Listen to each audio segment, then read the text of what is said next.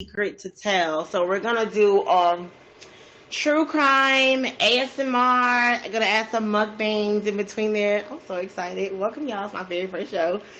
Yeah, so first we're gonna start about what ASMR is. So ASMR is what's called an autonomous sensory meridian response, which is kind of like a brain massage. Like the crunching of leaves, when people play with like bubble wrap, stuff like that, like that's considered like a brain massage. So any sound that's me too, any sound that's soothing to you is a brain massage. And a mukbang is basically kind of just yes. A mukbang is like a Asian inspired thing. It's a buffet style of food. And you just kind of dig in. And honestly, who does not like a good mukbang? And we're going to be doing this every Friday, 9 p.m. Eastern Standard Time. It's always going to be ASMR and mukbang.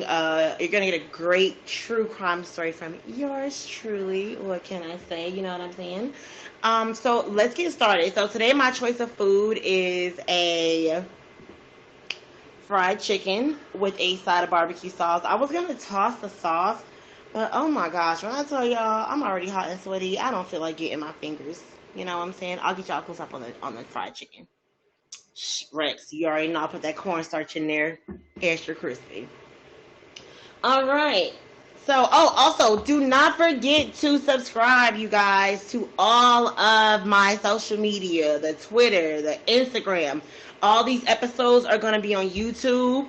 You feel me? We got to keep it a little PG on tag, but if you want the gory content and you want the bonus episodes, make sure you follow my YouTube and make sure you subscribe. Them stories going to be lit, okay?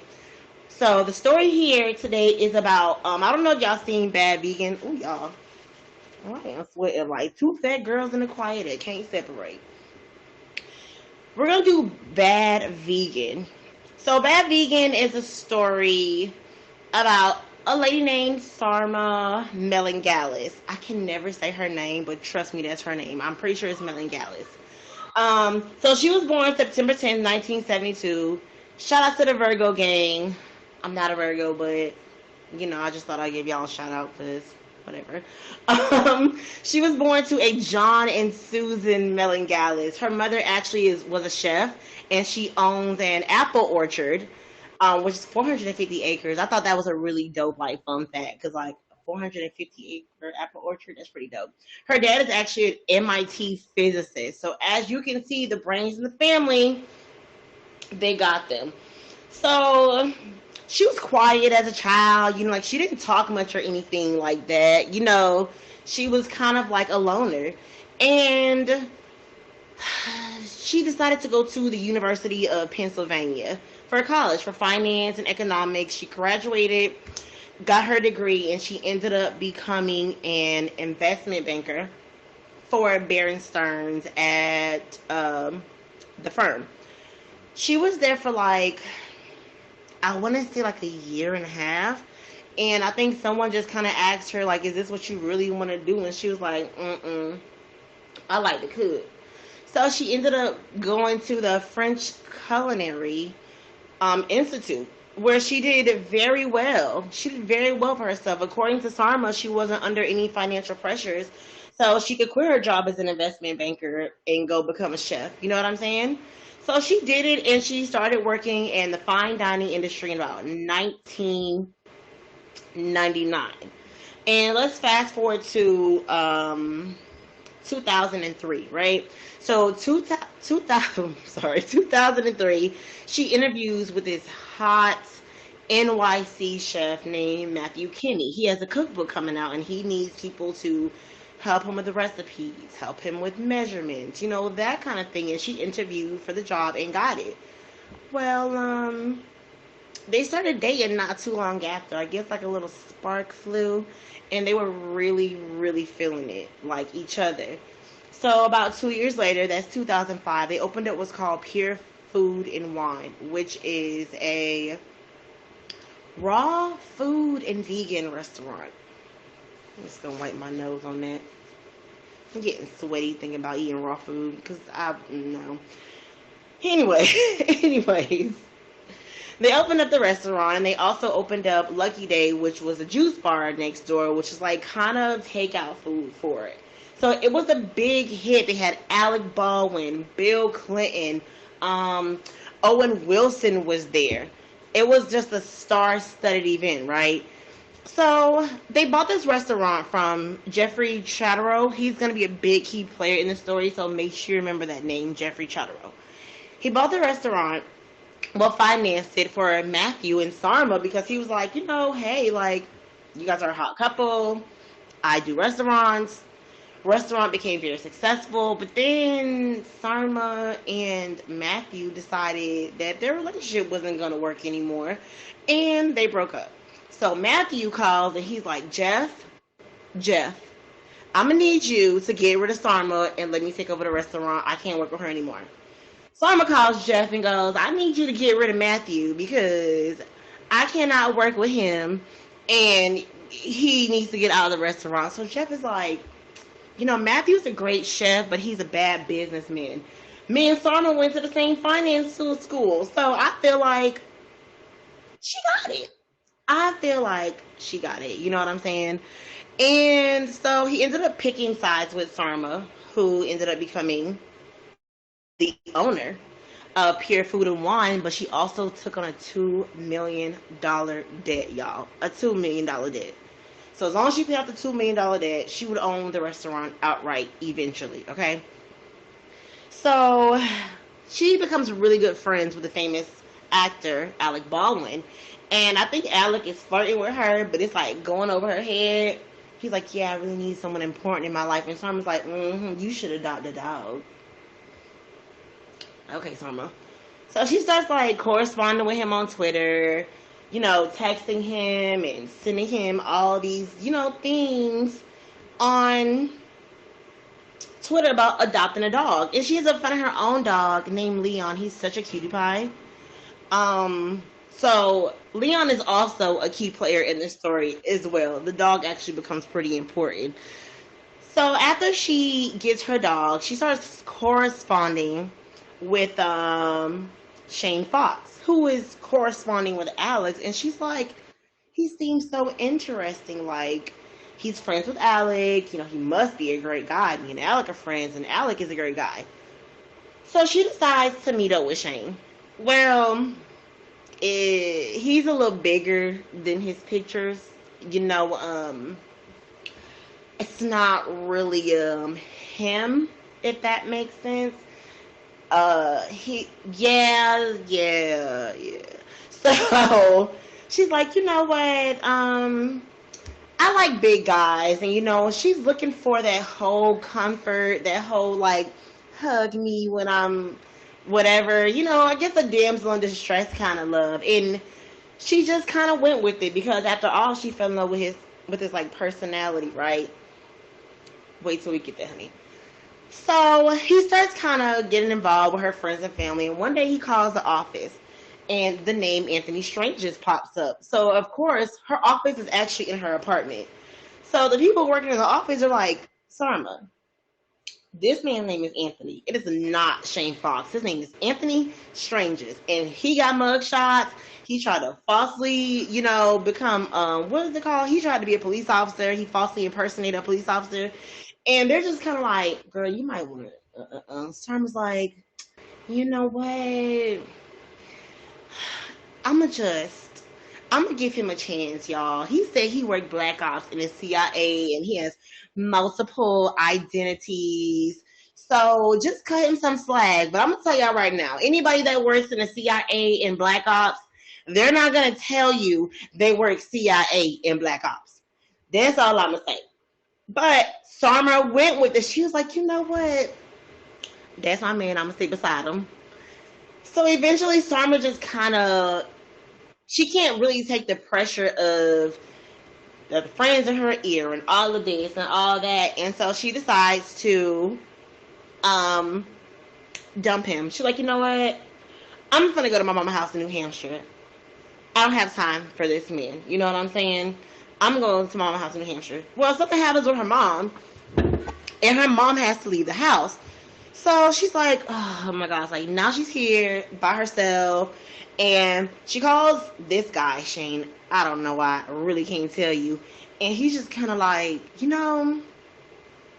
I could come pick you up. I can pick you and Leon up, and we could be cool.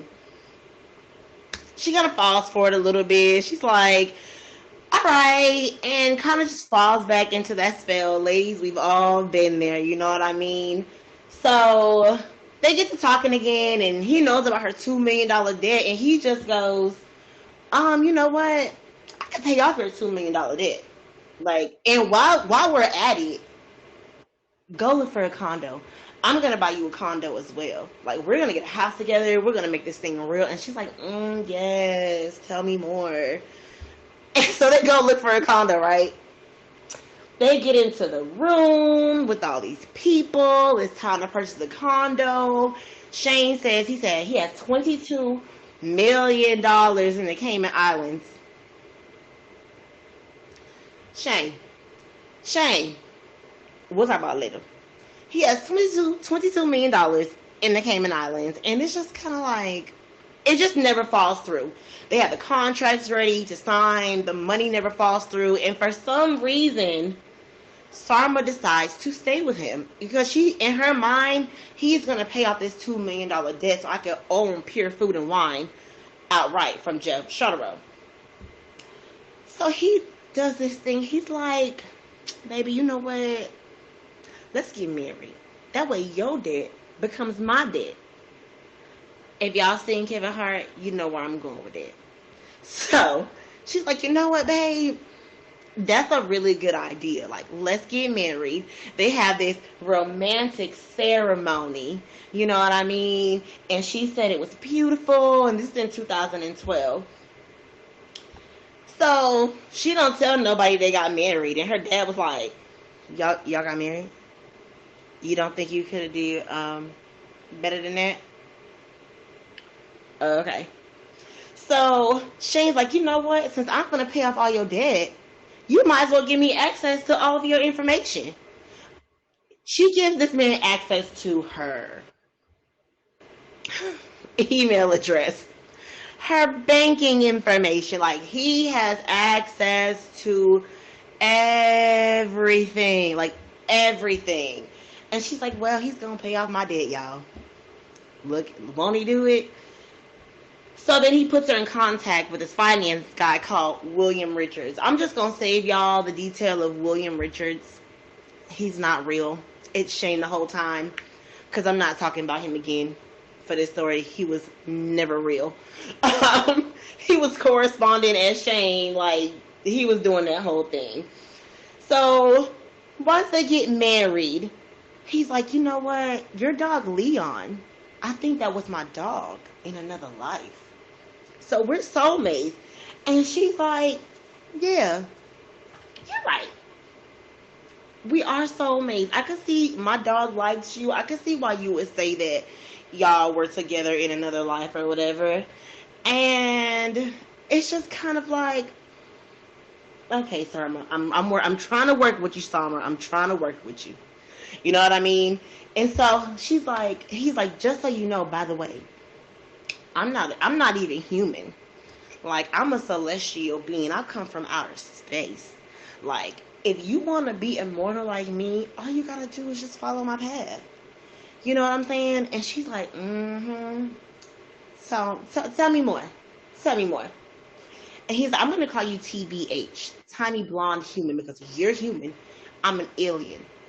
But are you ready for this process? And Simon's like, heck yeah, like, I want to live immortal. I want me and Leon the dog to live forever. Like, who would it? I don't want to live forever. I told y'all about it already. So he says they need to get to what he considers a happily ever after. Okay, so that's the happily ever after. So she's like, all right, cool. Like, what's the test? He's like, all right, I'm about to go out of town on a Black Ops mission. I won't be in touch with you. But when I say to wire me money, I'm going to need you to wire me some money. And we're going to pause right there. Welcome to A Secret to Tell. We're going to do this every Friday, 9 o'clock. Okay? 9 o'clock.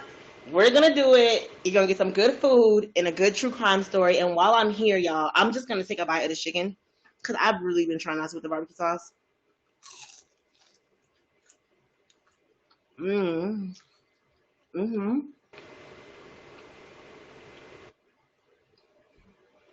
That cornstarch will do it every time. Mm-hmm. Mm-hmm. Mm-hmm. Mm.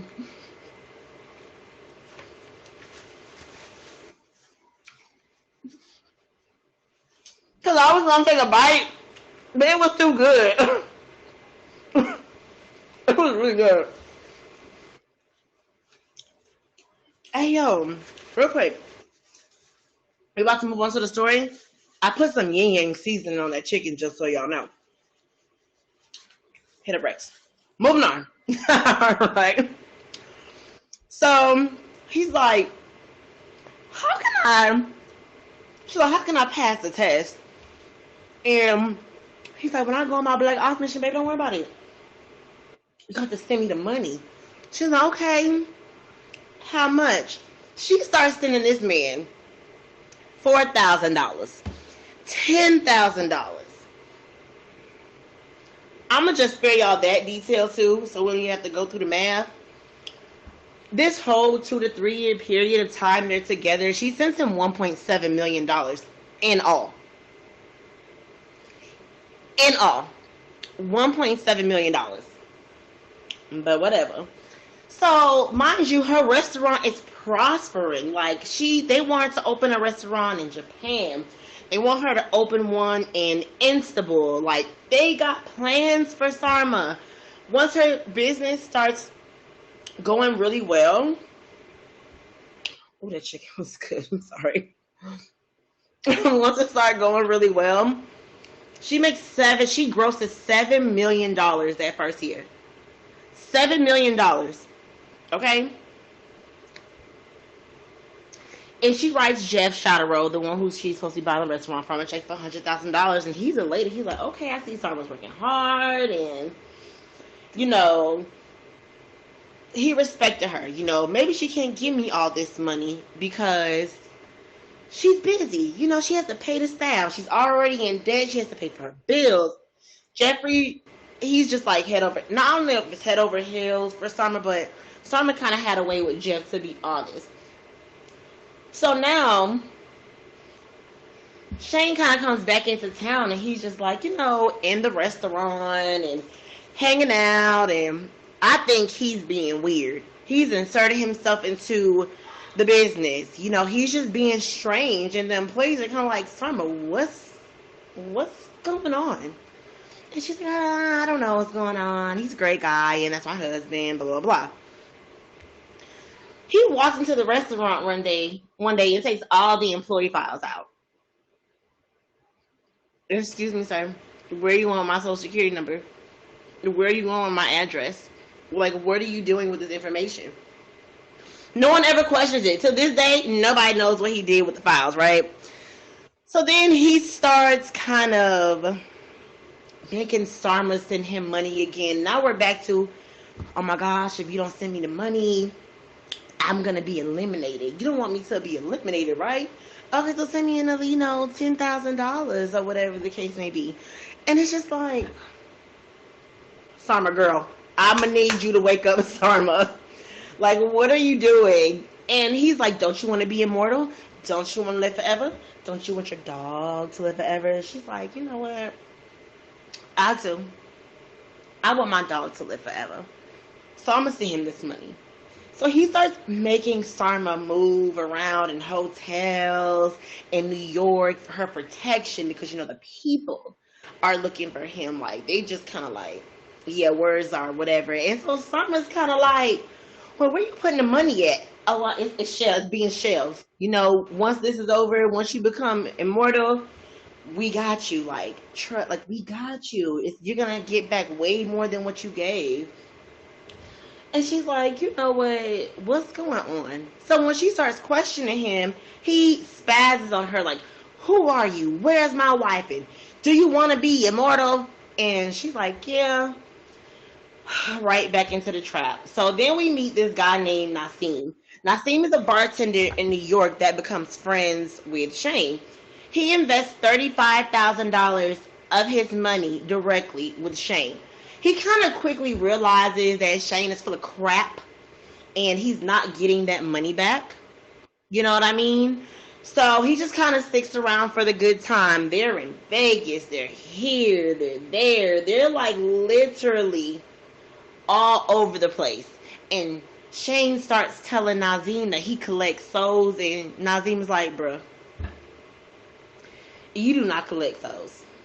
But I'm just gonna hang right here for a good time, not a long time, and we just gonna have a good time because I basically already gave you my $35,000. Him and Nazim stay 6 months at a hotel in Vegas. 6 months at a hotel in Vegas. Nassim thinks that he's spending his money, but he kind of quickly learns that, oh my gosh, like this lady is wiring him all of this money. And that's what he's gambling with. Like, what? Craziness, craziness, craziness.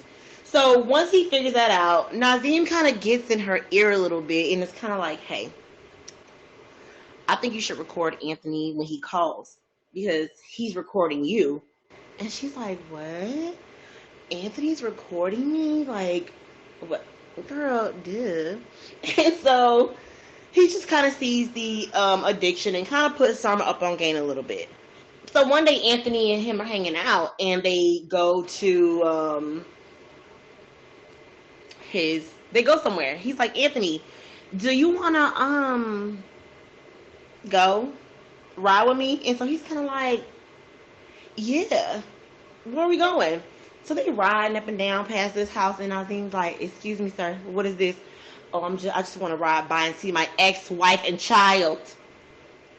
The man got a whole ex-wife and child he don't have nothing to do with, but he ride past their house, I guess, on dark nights. That's strange. So let's introduce Stacey Strangis, Anthony's first wife. She just basically thought Anthony was weird.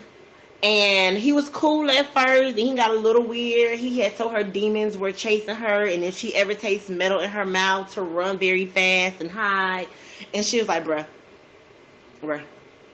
He made a little joke or whatever that she didn't like, and so she kind of strayed away from him. So one day his dad gets sick and has to go to the hospital. And she's like, okay, don't forget our daughter has a, what is it called? Softball game. Don't miss it after you see your dad at the hospital. Anthony goes, all right, I'll be there. That's the last time she saw Anthony. She never saw him again. Mind you, she kind of married him because when they met, he was like, yeah, you know, my aunt just passed away. She's leaving me $5 million. Well, the money never came. They went to Vegas after 3 months, got married. The money never came. Sorry, Stacey, but that's really no surprise for me. So now we're going to get back to Sarma. Sorry about Stacey. That's a whole other story for a whole other day. We're going to get back to Sarma. All of a sudden, he sends Sarma to Rome. And Sarma's like, why am I going to Rome? He's like, you're going to be my brother there. The mission is almost complete. Like, I just need you to trust me. He keeps telling Sarma, like, I need you to trust me. And Sarma just keeps being like, yeah. I'm just like, okay, whatever. So at this point, he's like, it's for your protection. We're almost there. You're almost immortal. You're this close. Well, while Sarma is in Rome, he calls a meeting at the restaurant and is like, hey, just so you guys know, I'm going to be buying the restaurant from Sarma and I'm going to own it. She'll still be here, but not here. She's in Rome right now with her cook. Trust me, everybody. Everything's fine. So everyone's like, I'm sorry, what? Can you run that back? Can you run that back? And he's like, yeah, it's fine. So then he calls Sarma. It's like, hey, Sarma, I need you to wire me $100,000. It's part of the test. Sarma's like, oh my gosh, if I do that, I'm not gonna make payroll. Okay, y'all. She sends him the 100K anyway, knowing that if she sends him the 100K, she won't be able to pay any employees. Someone loaned Sarma $100,000. Can y'all tell me where all this money is coming from? Somebody go, because I don't know. She has a friend loan her 100K so she can make payroll, but she still sent him the money. And I'm just like, you know what, Sarma, I thought it was cool. So eventually, the brother never shows up. I mean, of course he doesn't show up. Sarma is just sitting here believing everything he says, and I don't know, maybe I'm blind, maybe I can't see through the BS, maybe it's me, maybe I'm tripping a little bit, I really don't know. So Sarma starts getting upset because don't forget he has all of her information to her Gmail, her bank accounts, all of these things. Buying the restaurant was a serious thing. He was talking to investors, pretending to be her, trying to get the restaurant from right under her nose and take over. And then while she was in Rome, he borrowed $300,000 from her mama. I'm sorry. Oh, it couldn't have been my mama. Cause my mom would have been like, so what you need that for? And then what you gonna do with it? Oh, baby, nah, I can't help you. Can you call my daughter first? Okay, that would have been my mama. So now we get to Jim Switzer. He's the operations manager for Pure Food and Wine, the raw food and vegan restaurant. He kind of notices the numbers are looking weird. Like, where's all this money going missing from? And he's seeing money is being sent to Sarma's mom because that's the only person that he knows that lives in New Hampshire. Like, duh. So Anthony is wiring money, whatever. He texts Sarma and is like, I think you're stealing from us. Like, no one's getting paid. The bills are due in the restaurant. Like, what is going on? And instead of Sarma offering him an explanation, Sarma just fires him. Maybe it was Anthony because he did have access to her passwords, her phone, everything. All we know is he got fired for having negative energy. Okay. So, you know what? It is what it is at that point. So, after he's fired on the spot, everyone starts getting fired. Yeah, so once people start speaking up and sticking up for themselves, everyone starts getting fired because they're providing a negative energy in the workplace and they don't have time for that, and this is not that kind of environment. Basically, it's just Anthony running the show. Because according to the text message, Sarma says, this is my business. I can do what I want to do. You're not going to tell me what to do. If I want to take the money out of here, I'm going to take the money out of here. And what you going to do? Nothing about it. So they end up having to close down the restaurant because no one's getting paid. No one is getting paid. Like, nobody. So it's just kind of like, okay, what's going on? Like, no one's getting paid. The bills ain't paid at the restaurant. What are we doing? The workers walk out of the restaurant. They're upset. They leave. Actually, they go work somewhere else with the operations manager at his new restaurant where he works, and they're fine. And I guess this kind of bums like Sarma out a little bit, and she's just kind of like, I really want my restaurant back. Sarma meets up with tons of investors, and she's able to raise up enough money to repay the employees. And not only repay the employees, she's able to raise up enough money to reopen the restaurant. So everyone leaves the operation manager that she fired and goes back to Pure Food and sorry y'all, Pure Food shite. Pure Food and Wine to work for Sarma. So it was just kind of like, they gave Sarma a second chance. Like for me, after you don't pay me and you don't pay my bills, that's like me giving you a second chance. And everyone really adored Sarma. They adored the restaurant. They kind of couldn't get enough of it. So I don't think going back was like a big thing. All right. So before we get to the next part of the story, I'm gonna take another bite of this chicken. This is a secret to tell with Secret's Kitchen. I'm gonna do ASMR mukbang, and you're gonna get a great true crime story from me every Friday, 9 p.m. Eastern. Don't forget to hit my name and subscribe to all of my social media links: Twitter, Facebook, YouTube, all that stuff. Let's that barbecue sauce. Y'all know I use Sweet Baby Ray's, right? Cause what? Mm-hmm. Mm. Which other one would you eat? Mm. Mm-hmm. Mm. This is so good.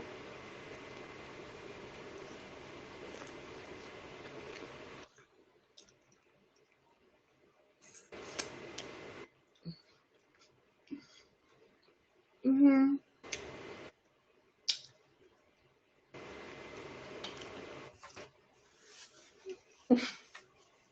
If y'all want to know how to fry chicken, just hit me up. I got you. Because that chicken right there is pretty darn delicious. All right. Now, we just finished saying how she reopened the restaurant, right? And didn't pay everybody. Reopened it, was able to pay everyone.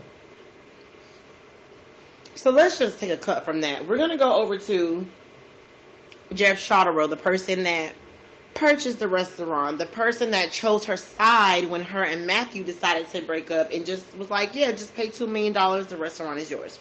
Right? Sarma calls Jeff one day and is like, hey, Jeff, I have an investor that wants to buy everything outright. Your debt will be paid off. You'll be paid. I'll be in the clear with you. Jeff is like, really?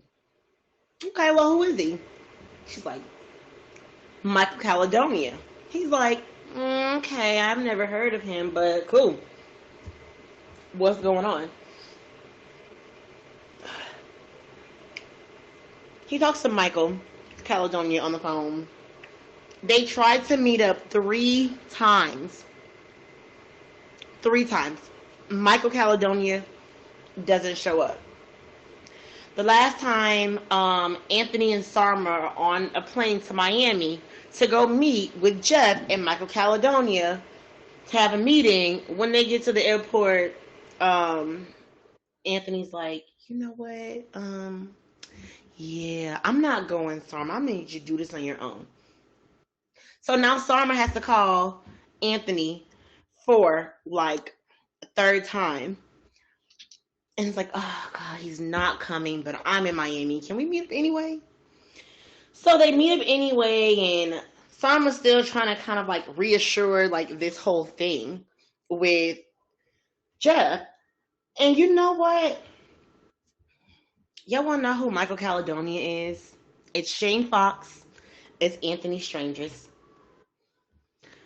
He had Sarma lie to Jeff to try to get money out of him or cahoots him into selling her the restaurant without having to pay the $2 million debt. And obviously, Jeff is smarter than that. And he didn't go for it. And I think the most frustrating thing about that for me is Jeff is the only person that's helped you. Like while you over here trying to be immortal, you owe this man $2 million. You probably only pay him back 200K of that. And then you have him, then you lie to him. And then when Sarma's asked about why she lied to Jeff, she's literally like,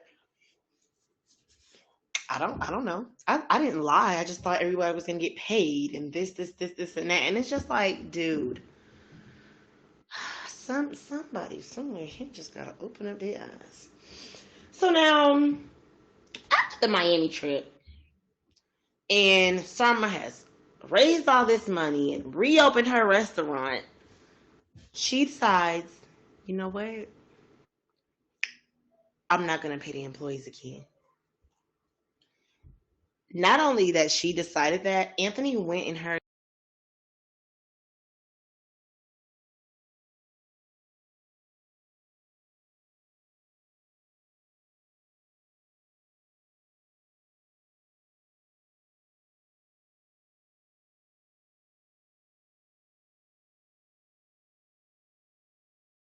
and so the employees go on this huge strike. It makes the news.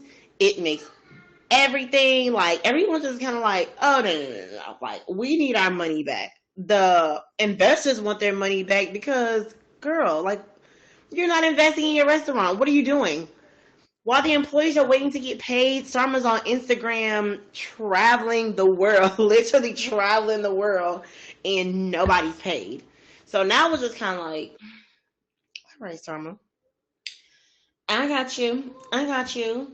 So in 2015, they kind of like disappear off the face of the earth. And according to Sarma, she wasn't on the run. She changed her appearance.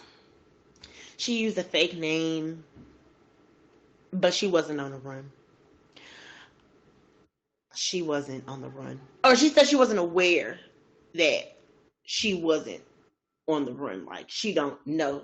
She just assumed that they wasn't. She's just living like my thing is this, like, if you wanna just be done with it, just be done with it, girl. Don't act like you don't know what's going on at this point in time. Or maybe you're too far deep and you're just too embarrassed to say it. That could be a thing as well. I mean, we've all been in situations where we've been a little embarrassed. Y'all know. Y'all don't play crazy. But so they end up in Vegas. And they end up in Vegas and he's borrowing more money from her mom. He's borrowing more money from her mom. And the mom is just sending the money all willy nilly. And I'm like, what? He tries to borrow money from the dad. That's like, heck no. He tries to borrow money from her oldest sister. This is like, heck no. Like, what do you know? They literally were like, we don't even know your real name. Like, why are you calling us to give you money? Talking about we family now. Negro, we ain't family. And where are y'all? When they call to talk to Sarma, they can't get her on the line. Like, no one can get in touch with Sarma. Anthony has taken all of her stuff and he's just gone with it, right? Oh, all in all, by the way, for this story, the mom loaned Anthony $400,000 in all. She spent her life savings messing with Anthony. Okay. So now all of New York is kind of looking for them. You know what I mean? All of New York is like, look, the investors have went to the police. They feel like money has been stolen from them. And honestly, in a sense, it has. You know, where's the money? You know what I mean? And so now it's 2016, and they realize that New York is kind of a hot spot that's going on. They don't really want to be there, but they don't know they're on the run. No, Anthony know he on the run. Summer don't know she on the run. She just knows, well, Anthony said that we can't be in New York. It's too crazy. Life is too much. So she just following him out willy-nilly, right? So they go to Tennessee, and this is like one of my favorite parts of the story. This actually is my favorite part of the story. But before we get to that, welcome to Secret to Tell. My name is Seeker's Kitchen. We doing this every Friday, 9 p.m. Eastern Standard Time. We're gonna have some good food. It's gonna taste good. It's gonna look good, and y'all gonna hear a good, true, fun crime story from me. I'm sorry, just a little chicken. It's so good.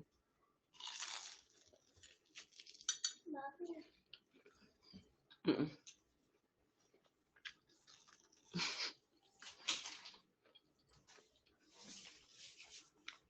Mm-mm.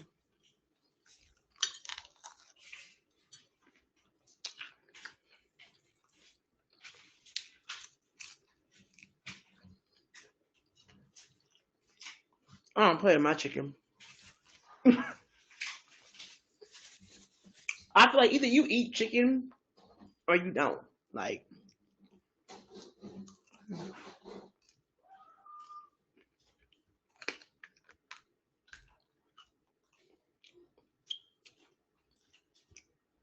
and that sweet baby rays is so good.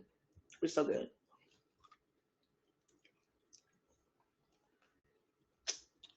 All right. Let's get to my favorite part of the story. So, not only are they in New York, they're under the names Chris Donovan and Emma Donovan, right? And also, Sarma is completely broke now. Like, she has sent this man everything she has. He's borrowed money from her mom, from this person, for that, from that person. Like, she don't really have nothing else. You know what I mean? Like, what's going on here? And the investors can't get in contact with her, so they're like, you know what? We going to the police because she owe us. Girl, they've been divorced. They got divorced when she was 9. Um, so that was just kind of like the investors are like, no, like, go in the room. The investors are kind of like, mm-mm.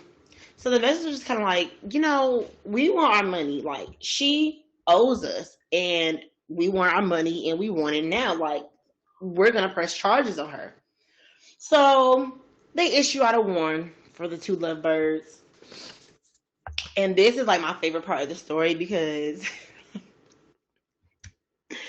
somebody from New York calls the police officers in Tennessee, and they're like, look, I'm just going to let you know.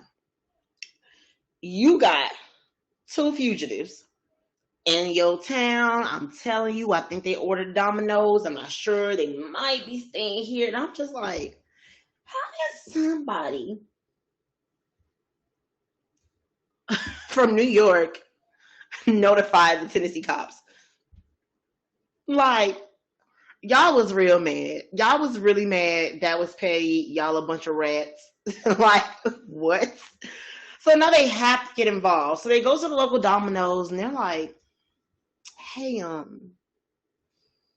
I heard that y'all delivered a pizza this morning. Do you want to tell me where you delivered the pizza? Domino's is like, sure. We only delivered 1 pizza this morning. We delivered it to this hotel. And of course, it got traced back to Anthony Strangis / Shane Fox. He used his credit card with his real name. His real name, right? So now, like, you know what? We're just going to go to the hotel y'all delivered and ask for the people. The hotel is ecstatic to see them. They are so excited to see the police. They cannot breathe. Do you hear me? Because they've been standing there and their card hasn't been going through. So they basically been staying in the hotel for free. Card ain't going through, but they ordering pizza. The manager was like, oh yeah, they here. You want me to call them down for you? Because I could do that. It's not a problem. So they kind of set up a little ruse to have Anthony come down. They lie and tell him, hey, is something wrong with your card? Like, you probably want to come down and check this out. Oh, he's arrested on the spot. They go upstairs. They find Emma, who is really Sarma Melngalis, and she's about this big. They're in adjoining rooms. They're not even in the same room. The rooms are joined. They're in 2 separate rooms. And she looks just as fresh. She's like, oh, my name's Emma Donovan. They're like, girl, no, it's not. We recognize your picture. Here's Amma. Baby, just go ahead and just come with us. Come with us. So the officer's like, do you want to hug and kiss this man before you leave? And she's like, do I have to? No, she's over Shane at this point. So Shane's like, you need to get a lawyer. So they go into the courts and everything, and she's basically charged with grand larceny, not paying taxes, criminal tax fraud, scheming to defraud, violation of labor laws. All in all, her debt is $6.1 million. Actually, $6,140,000 is the exact debt that she owes from everything that's going on. You know what I'm saying? And it's just like Sarma, Sarma, Sarma. What did you get yourself into, sweetheart? Like, what were you thinking? That's a lot of debt. That's almost 7 million.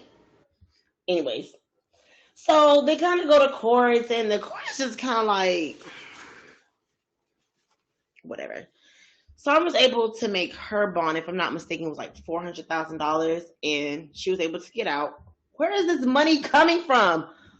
Who paid her debt for $400,000? Where's where's all this money come from? She's able to get out. She goes to court or whatever, and she gets 4 months in jail. Whatever. She gets 4 months in jail, which I guess is hard for her, and a little bit of probation after that. And now it's Shane's turn. He goes ahead and he was like, you know what? I don't have time. I'm just gonna plead guilty. I'm just gonna plead guilty. Mind you, he could not make his bail. His bail was like $350,000, if I'm not mistaken. And he did a year in Rikers waiting to go to trial. I've never been to Rikers, but I heard it's a little rough. I heard it's a little rough. Sheree? Sheree. um, so when it's finally time for him to go to trial, he doesn't get any time.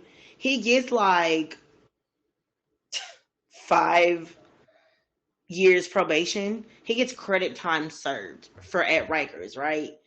And so that's the end of that story, to be honest with you. They're still kind of friends, but not friends. Sarma kind of claims like, I don't like him. I'm just talking to him for the documentary. I don't know. I'm gonna let y'all go watch Bad Vegan yourself, and you tell me. I think they still friends. I don't think she will go back with him for the sake of embarrassment, but I definitely think that there's feelings still there, for sure, for sure. And I don't know. It's just kind of strange. But like I said, that's the end of my story. Thank y'all for coming. We're not quite done yet. I do want to remind you guys that this is a secret to tell by Secret's Kitchen. We doing this every Friday. Every Friday, y'all, okay? 9 p.m. Eastern. Make sure y'all subscribe to all of my links. YouTube, Instagram, Twitter. Everything. So I got some questions for y'all to be in the comments while I finish this crunchy little chicken real quick. And I'm going to talk with y'all. We're going to go back and forth and discuss a few things. So my first question is, what do y'all think about immortality? Like, what did y'all think about that? Like, if someone's like, I'm going to make you inhuman. Like, what? I was like, nah. I'm with you. Nah, Sway. We ain't going to be no inhuman over here. Mm-mm. Mm-mm. Mm-mm. I'm okay. I was thinking the same thing. I'm like, I'm not gonna be human. I mean, I don't even want to be on this planet that long. Take me to Mars already. I'm gonna die. Like, take me to Mars. Take me to Mars. And how do y'all feel about vegan food? What's your thoughts on vegan? I don't think vegan food that bad, personally.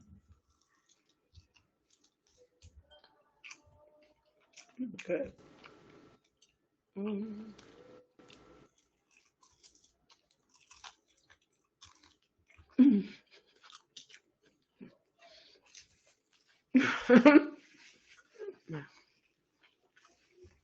Vegan is not that bad though. Some of the food is good. I mean, it's not as good as this chicken I'm eating, but I think it's pretty good.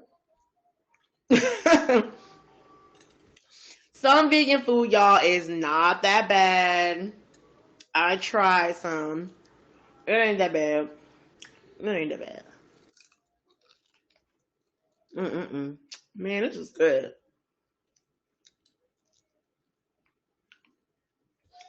Okay. Oh, shout out to Rex. This chicken, oh my god, yeah, it's good. It's really good. I literally was seasoning this chicken, and I was like, oh crap, my seasoning, my yin yang seasoning.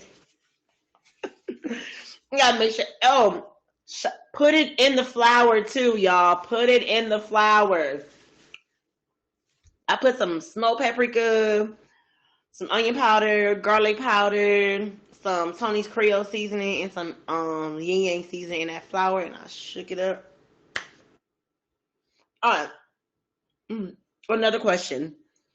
Do y'all really think that she didn't know what was going on? Like for her to be like, thank you, for her to be like, I didn't know I was on the run. Anytime you change your appearance, like, are you not on the, did I miss something? I definitely think she knew too.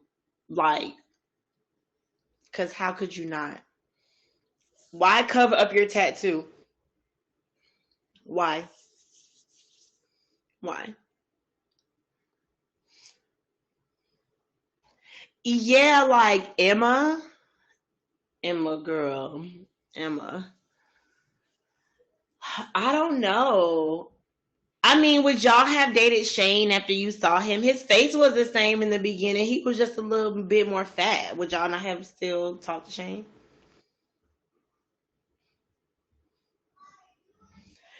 I mean, but she didn't know he. She didn't know he was broke. I literally could not drink my wine after that. But if someone is like, I'm gonna pay off your $2 million debt, but some people play that role really well. Some people are like, they make you believe when it's really not true. They do. But at what point are you like, I don't think so. Like at what point? I think taking from the payroll was a little too much, for sure, for sure.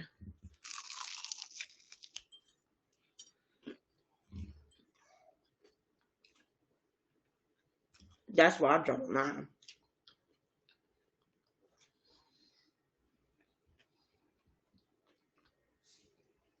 I mean, but I don't know. I don't know if I'll pay $1.7 million to be immortal. You might as well kill me. Kill me right now. I just think you use it close enough. Of course I can. I got you.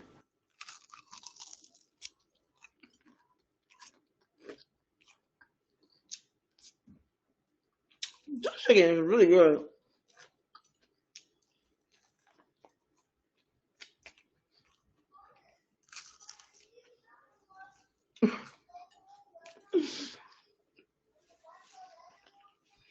I'm glad you love it here. Because we're going to be right here next Friday at 9 o'clock eating some more stuff. Don't forget, y'all, comments, suggestions, concerns. Like, let me know. Like, what do y'all think is the a good food to eat for next week? Go to my YouTube, comment on the show, like the video. Ooh, y'all know what? I'm gonna say it afterwards. I ain't gonna say it right now. Because I know. I already know.